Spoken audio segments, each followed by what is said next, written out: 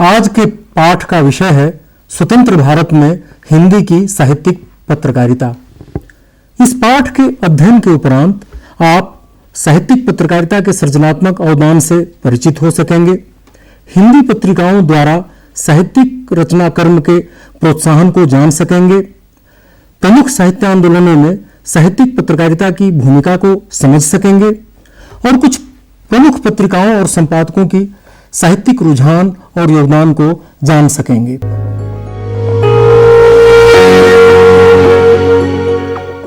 साहित्य को प्रकाशित कर उसे पाठकों तक पहुंचाने में हिंदी के समाचार पत्रों और पत्रिकाओं की भूमिका स्वतंत्र भारत में और सुदृढ़ हुई और क्रमशः उसका विस्तार हुआ। समाचार पत्रों और पत्रिकाओं ने विभिन्न विधाओं के लेखकों को पहचान दिलाई। प्रत्येक रचनाकार की इच्छा होती है कि उसे ज्यादा से ज्यादा पढ़ा और सराहा जाए। इस कार्य के लिए पत्रिकाएं पुस्तकों से अधिक प्रभावी माध्यम का काम करती हैं। पत्रिकाएं साहित्यिक आलोचना प्रत्यालोचना का अवसर भी प्रस्तुत करती हैं और साहित्यकारों के बीच संवाद कायम होता है। कुछ पत्रिकाएं किसी वाद विशेष या खास विचारधारा को आगे बढ़ाती हैं तो कुछ व्यापक दृष्टि की होती हैं। वस्तुतः यह संपादक और प्रकाशक के संकल्प पर निर्भर करता है। स्वतंत्र भारत में पत्र पत्रिकाओं का बड़ा तेजी से विकास हुआ और इसका क्रम आज भी बना हुआ है। विभिन्न आकार, प्रकाशन अंतराल और प्रवृत्तियों वाली पत्रिकाओं का प्रकाशन आज हो रहा है। इन सबका उल्लेख न करते हुए हम प्रमुख पत्रिकाओं और उनसे जुड़े संपादकों के अवदान को समझने का प्रयास करेंगे।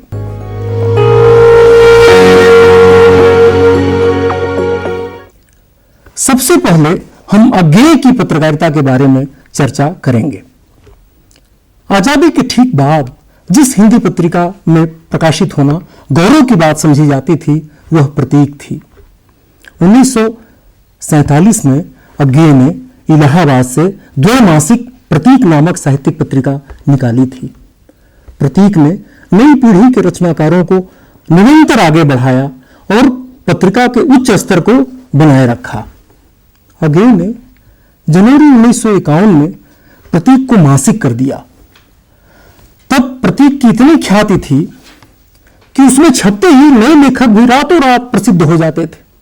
त्रिलोचन शास्त्री, शमशेर बहादुर सिंह, भारत भूषण अग्रवाल, सर्वेश्वर दयाल सक्सेना, केदारनाथ सिंह, गिरिजा कुमार माथुर, जगदीश गुप्त, कुंवर नारायण, रांगे राघव, राजेंद्र यादव, मनोहर श्याम जोशी, अहमद हुसैन, शिव प्रसाद सिंह, राधाकृष्ण, विद्यानिवास मिश्र प्रतीक में छपकर ही चर्चित हुए।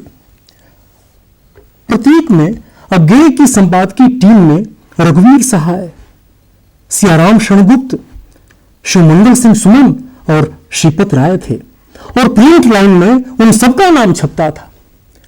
अज्ञेय प्रतीक में फिल्म, रंगमंच, चित्रकला, मूर्तिकला और वास्तुकला पर संवाद और टिप्पणियां प्रकाशित करते थे। इस तरह अज्ञेय का एक बड़ा अवदान यह है कि उन्होंने साहित्यिक पत्रकारिता को प्रदर्शनकारी कलाओं से जोड़ा। अज्ञेय ने उपन्यास लेखन में एक नया प्रयोग प्रतीक में किया था, 12 खंबा नामक धारावाहिक स्तंभ शुरू करके। उसमें 12 लेखकों को एक किस्त लिखकर उसे आगे बढ़ाना था। अज्ञेय ने पहली किस्त अगस्त 1951 के अंक में लिखी थी। बाद में मन्मथनाथ गुप्त, विष्णु प्रभाकर, अमृतलाल नागर, प्रभाकर माचवे और धर्मवीर भारती ने उसमें योगदान किया। अगस्त 1952 में प्रतीक का प्रकाशन बंद हो गया। उस पत्रिका में कला, दर्शन और समाजशास्त्र पर भगवत शरण उपाध्याय, कपिला मल्लिक, यशदेव शल्य और वासुदेव शरण अग्रवाल जैसे विद्वानों के लेख प्रकाशित हुए। अज्ञेय 1965 में साप्ताहिक दिनमान के संस्थापक संपादक बने। उनके संपादन में दिनमान 6 महीने के भीतर राष्ट्रीय स्तर की पत्रिका बन गई। उसका आधार वाक्य था, राष्ट्र की भाषा में राष्ट्र का आह्वान। उसने पाठकों में राजनीतिक और सामाजिक चेतना का संचार किया। दिनमान ने नई शब्दावली चलाई। अज्ञेय की मान्यता थी कि व्यक्तियों और स्थानों के नामों को जहां तक हो सके वैसे ही लिखा जाए जैसा उन देशों में बोला जाता है। मास्को शब्द जब पूरे भारत में चल गया था उस समय दिनमान मस्कुआ लिखता था। इसी तरह चिली को दिनमान चिले लिखता था। 100 किलोग्राम के लिए जब क्विंटल शब्द चला तो दिनमान ने उसे कुंतल लिखना शुरू किया। अज्ञेय ने दिनमान के लिए वर्तनी के जो नियम स्थिर किए थे उनमें कुछ प्रमुख हैं। विभक्तियां सर्वनाम के साथ लिखी जाएं, जैसे मैंने, हमने, किससे, उससे। क्रियापद कर मूल क्रिया से मिलाकर लिखा जाए, जैसे जाकर, जमकर, हंसकर। चंद्र बिंदु के स्थान पर अनुस्वार का ही प्रयोग किया जाए, जैसे हंसना, मां, पहुंचना। प्रदेशों के नाम मिलाकर लिखे जाएं, जैसे उत्तर प्रदेश, मध्य प्रदेश, अरुणाचल प्रदेश, आंध्र प्रदेश, हिमाचल प्रदेश। बड़े संवाद के लिए दोहरा उद्धरण चिन्ह और छोटे उद्धरणों तथा वाक्यांशों के लिए एकल उद्धरण चिन्ह यथेष्ट है। अज्ञेय की मान्यता थी कि संस्कृत के शब्दों में जहां ई का प्रयोग होता है वहां ई का प्रयोग उचित नहीं, जैसे अस्थाई, अनुयायी। अज्ञेय ऐसे संपादक थे जिन्होंने हर जगह अपने उत्तराधिकारी खुद बनाए। इसीलिए उनके संपादक पद से हटने के बाद भी संबद्ध समाचार पत्र या पत्रिका में उत्तराधिकार का कोई संकट कभी खड़ा नहीं हुआ। दिनमान की अपनी संपादकीय टीम में अज्ञेय ने रघुवीर सहाय, मनोहर श्याम जोशी, श्रीकांत वर्मा, सर्वेश्वर दयाल सक्सेना को शामिल किया था। इसीलिए 1969 में अज्ञेय ने दिनमान छोड़ा तो उसके बाद भी वह पुराने तेवर के साथ ही निकलता रहा। अज्ञेय ने 1973 ईस्वी में प्रतीक को नए सिरे से निकाला। इस बार उसका नाम नया प्रतीक था। वह मासिक पत्रिका भी नई प्रतिभाओं का खुला मंच बनी। 1977 के अगस्त में अज्ञेय दैनिक नवभारत टाइम्स के संपादक बने और 1979 तक वहां रहे। उन्होंने नवभारत टाइम्स को तत्कालीन अंग्रेजी दैनिक पत्रकारिता का विकल्प बनाने की चेष्टा की। यही काम परवर्ती काल में विद्यानिवास मिश्र ने किया। मिश्र जी 1992 से 1994 यानी 2 वर्ष हिंदी दैनिक नवभारत टाइम्स के संपादक थे। उन्होंने 10 वर्षों तक मासिक साहित्य अमृत का भी संपादन किया। उनके संपादन काल के नवभारत टाइम्स और साहित्य अमृत के अंकों के पन्नों को पलटें तो पता चलेगा कि उनके लिए संपादन भी उसी तरह का सृजनात्मक कर्म था जैसे ललित निबंध लिखना।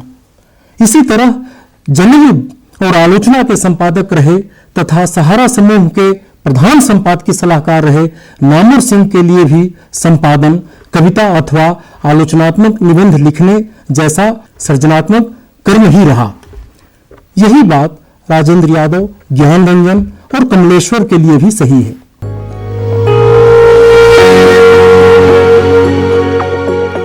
प्रतीक के बाद स्वातंत्रोत्तर काल की जो पत्रिका सर्वाधिक महत्वपूर्ण है वह है कल्पना। बद्री विशाल पित्ती ने 1949 में हैदराबाद से कल्पना का प्रकाशन प्रारंभ किया था। कल्पना ने कई लेखक पैदा किए। कृष्ण बलदेव बैद के उपन्यास विमल उर्फ जाएं तो जाएं कहां को उस दौर में सभी बड़े प्रकाशकों ने प्रकाशित करने तक से मना कर दिया था। उस उपन्यास का कथ्य उन दिनों लोग पचा नहीं पा रहे थे, लेकिन बद्री विशाल ने उसे कल्पना में छापा। आज हिंदी साहित्य में वह उपन्यास थाती बन गया है। मार्कंडे चक्रधर के उपनाम से लंबे समय तक कल्पना के हर अंक में साहित्य समीक्षा का एक स्तंभ साहित्य धारा लिखते रहे। उसी तरह कल्पना का सर्वेक्षण नाम से विवेकी राय का साहित्य सर्वेक्षण धारावाहिक कल्पना में छपा। कल्पना में सिर्फ साहित्य ही नहीं, ललित कलाओं पर समीक्षात्मक लेख भी छपते थे। बद्री विशाल ने राम कुमार, मकबूल फिदा हुसैन जैसे बड़े कलाकारों को कल्पना से जोड़ा था। रघुवीर सहाय, प्रयाग शुक्ल, कमलेश, मुनिंद्र जी जैसे लोग कभी न कभी कल्पना की संपादकीय टीम के हिस्से रहे। कल्पना 1977 तक यानी 28 वर्षों तक वह पत्रिका निकलती रही और सांस्कृतिक विमर्श की पत्रिका बनी रही।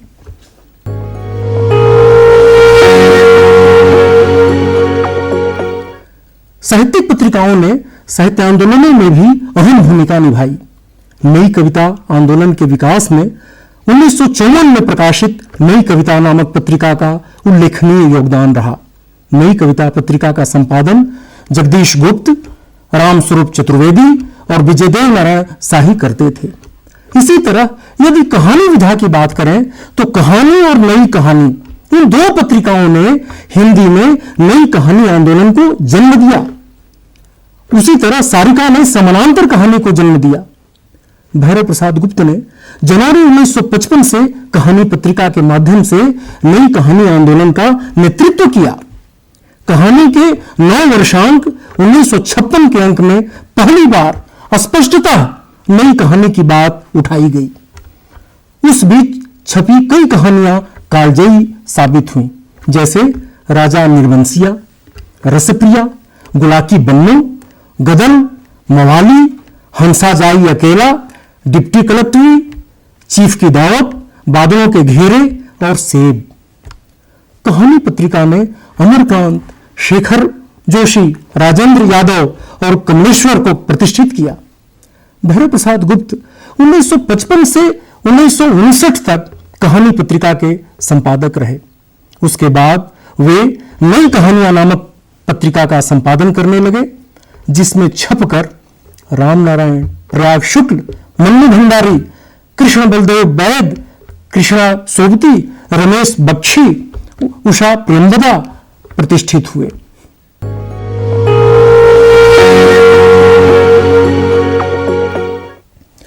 हिंदुस्तान टाइम्स प्रकाशन द्वारा हिंदुस्तान का प्रकाशन 1936 से और साप्ताहिक हिंदुस्तान का प्रकाशन 1950 से आरंभ हुआ।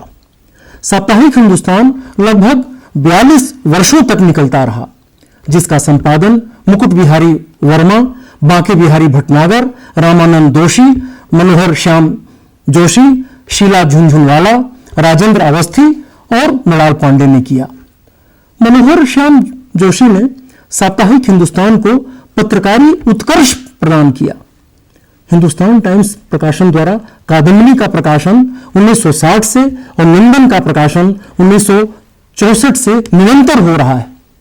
इसी तरह टाइम्स ऑफ इंडिया समूह द्वारा 1950 में नवभारत टाइम्स आरंभ किया गया। धर्मयुग जैसी उत्कृष्ट पत्रिका टाइम्स समूह से ही निकली। धर्मयुग का जन्म नवयुग की कोख से हुआ, ऐसा उसके मुख पृष्ठ पर ही लिखा है।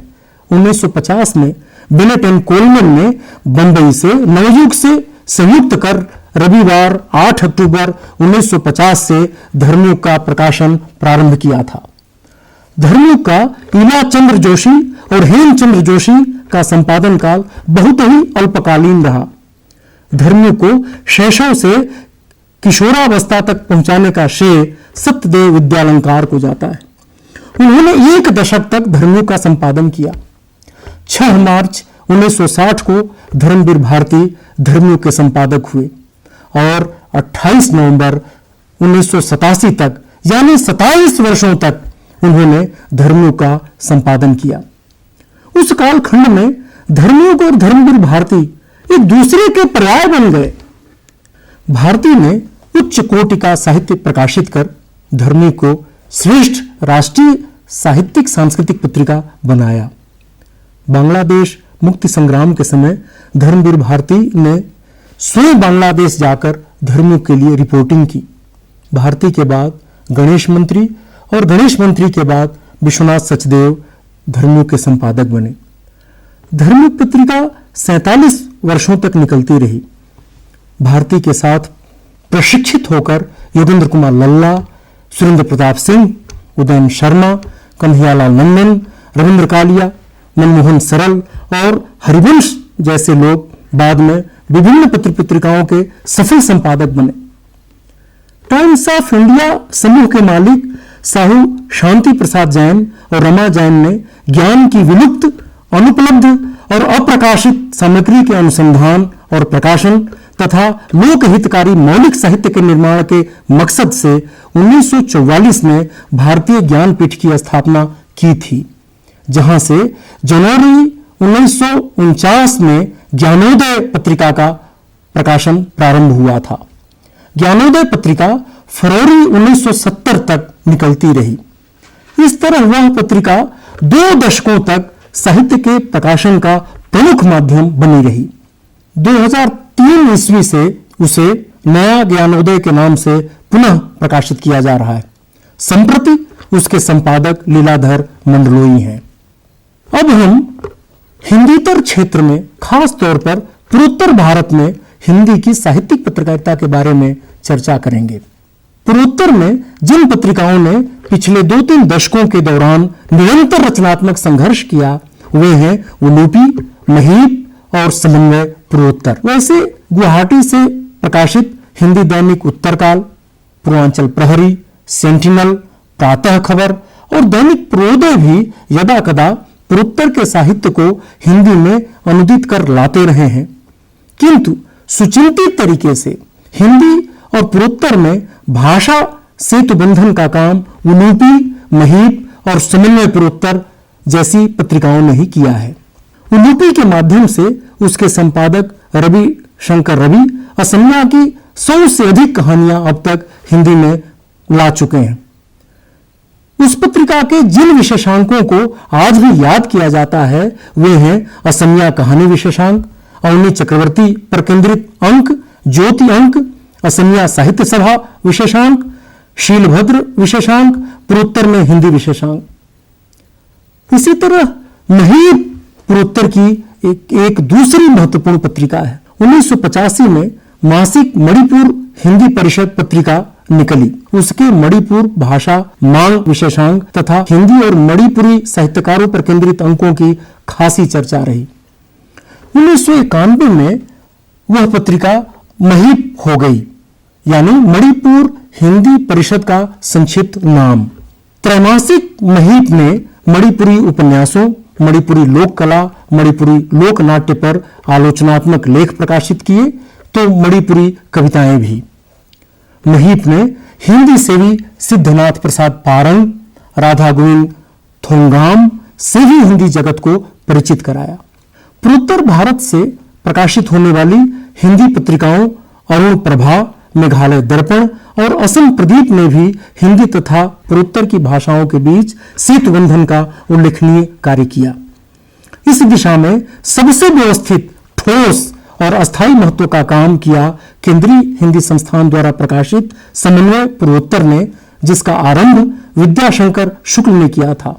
समन्वय पूर्वोत्तर ने पूर्वोत्तर के सभी राज्यों के आधुनिक और समकालीन साहित्य, यहां तक कि लोक साहित्य से हिंदी समाज को परिचित कराया। पत्रिका के आरंभिक अंकों में ही असमिया लिपि के उद्भव और विकास, असमिया गीत साहित्य, बर गीत, खासी साहित्य, निशी साहित्य, नगा साहित्य, बोडो साहित्य, मणिपुरी कथा साहित्य, नेपाली साहित्य, लेप्चा संस्कृति, अरुणाचल के लोक नृत्य का ठोस परिचय दिया गया है। 1947 से निकल रहे दैनिक नई दुनिया, 1948 से प्रकाशित हो रहे अमर उजाला और 1956 से निकल रहे दैनिक राजस्थान पत्रिका में हर हफ्ते समकालीन साहित्य को प्रकाशित किया जाता है। 1942 से निकल रहे दैनिक जागरण में हर हफ्ते साहित्य का एक पूरा पृष्ठ दिया जाता है। सारिका के संपादक रहे कमलेश्वर दैनिक भास्कर के संपादकीय सलाहकार भी रहे और उसे उन्होंने साहित्य, कला, संस्कृति से जोड़ा था। वह जुड़ाव दैनिक भास्कर में आज भी कायम है। दैनिक भास्कर के रविवारी परिशिष्ट के एक पृष्ठ में आज भी साहित्य को स्थान दिया जाता है। भास्कर समूह द्वारा प्रकाशित पत्रिका आहस जिंदगी साहित्य के अतिरिक्त अन्य क्षेत्रों के विशिष्ट व्यक्तियों के जीवन को जानने का भी प्रयास करती है। जिस तरह कभी इंडिया टुडे साहित्य वार्षिकी निकालता था, उसी तरह जनसत्ता का वार्षिकांक भी निकलता है। दैनिक जागरण पुनर्नवा नाम से साहित्य विशेषांक निकालता है उसका संयोजन राजेंद्र राव करते हैं। दीपावली के अवसर पर लोकमत समाचार, प्रभात खबर और स्वाधीनता भी महत्वपूर्ण विषयों पर वार्षिकांक निकालते हैं। हिंदी के जिस दैनिक ने हिंदी साहित्य को सबसे अधिक महत्व दिया आजादी के बाद और साहित्य कला संस्कृति के सबल पक्षों को हिंदी पाठकों के समक्ष प्रस्तुत किया, वह जनसत्ता है। 1983 में इंडियन एक्सप्रेस समूह ने प्रभाष जोशी के संपादन में जनसत्ता निकाला। जनसत्ता ने हिंदी समाज के साथ जीवंत संवाद कायम किया। जनसत्ता के आने के पहले भी हिंदी के समाचार पत्र निकलते थे। दिल्ली से ही नवभारत टाइम्स निकलता था, जिसके संपादक तब राजेंद्र माथुर थे, पर तब के अधिकतर अखबारों ने हिंदी समाज की सांस्कृतिक गतिविधियों के लिए भी खास जगह नहीं होती थी। जनसत्ता हिंदी भाषी समाज, हिंदी साहित्य, कला, संस्कृति की गतिविधियों को प्रमुखता से प्रकाशित करने लगा। हिंदी पाठकों ने देखा कि पहली बार जनसत्ता के रविवारी परिशिष्ट की आमुख कथा कभी रामविलास शर्मा, तो कभी नामवर सिंह, तो कभी कृष्णा सोबती, तो कभी विद्यानिवास मिश्र, तो कभी पंडित जसराज के अवदान पर छप रही है। मंगलेश डबराल ने जनसत्ता के रविवारी परिशिष्ट को राष्ट्रीय महत्व का परिशिष्ट बना दिया था। हिंदी पाठकों ने यह भी देखा कि हिंदी साहित्यकारों के वक्तव्य जनसत्ता के पहले पृष्ठ पर सचित्र प्रकाशित हो रहे हैं। जनसत्ता ने हिंदी को कई नए शब्द भी दिए। मुक्ति चीते, खाड़कू जैसे शब्द जनसत्ता के ही चलाए हुए हैं।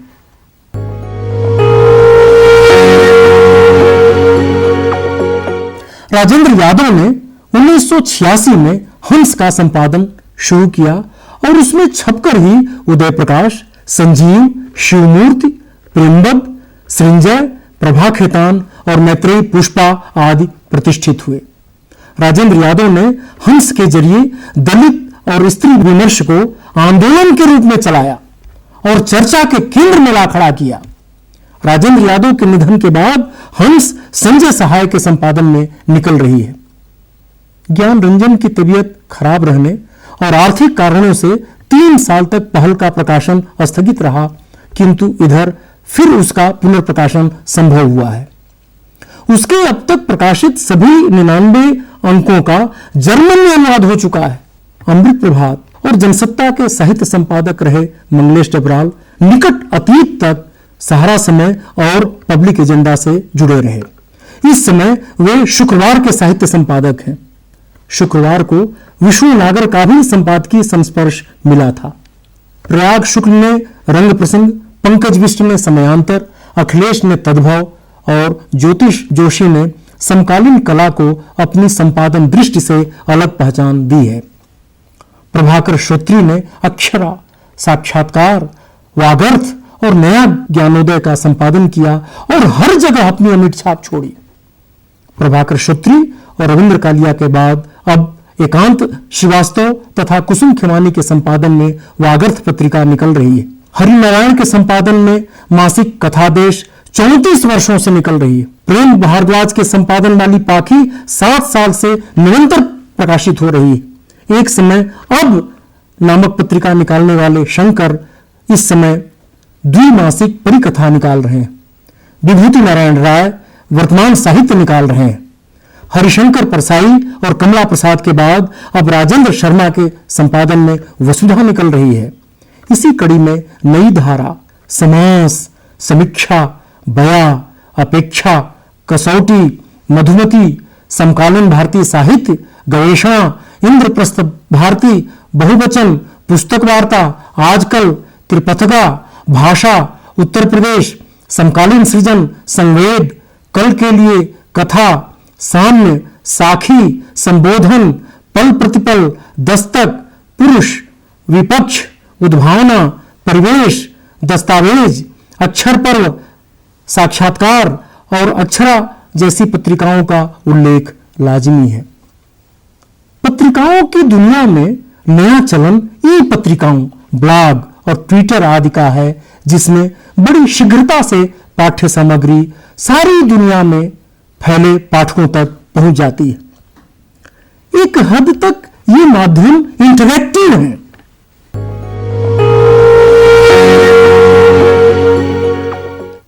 तो इस पाठ के निष्कर्ष के रूप में हम कह सकते हैं कि पत्र पत्रिकाओं में ही पहले कविता, कहानी, निबंध आदि रचनाएं प्रकाशित होती हैं, बाद में पुस्तकाकार प्रकाशित होती हैं। इसलिए साहित्यिक पत्रकारिता में नवीनता और गतिशीलता का आकर्षण बना रहता है। स्वतंत्र भारत में मुद्रण की सुविधा के विकास के साथ ही पत्रिकाओं के प्रकाशन का आकर्षण बढ़ा है। हिंदी में समाचार पत्रों और पत्रिकाओं की दुनिया निश्चित रूप से समृद्ध हुई है, वैचारिक ऊर्जा प्रदान करने में सहायक हो रही है। हिंदी की रचना धर्मिता को समर्थ बनाने में पत्र पत्रिकाएं साहित्य को पाठकों तक पहुंचाने और रचनाकारों को प्रोत्साहित करने में महत्वपूर्ण भूमिका निभा रही हैं।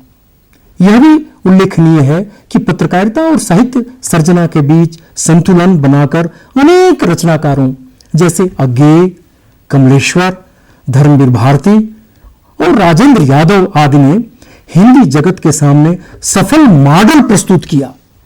उनके द्वारा संपादित पत्र पत्रिकाओं ने साहित्यिक चेतना और विमर्श को आगे बढ़ाने में उल्लेखनीय योगदान किया।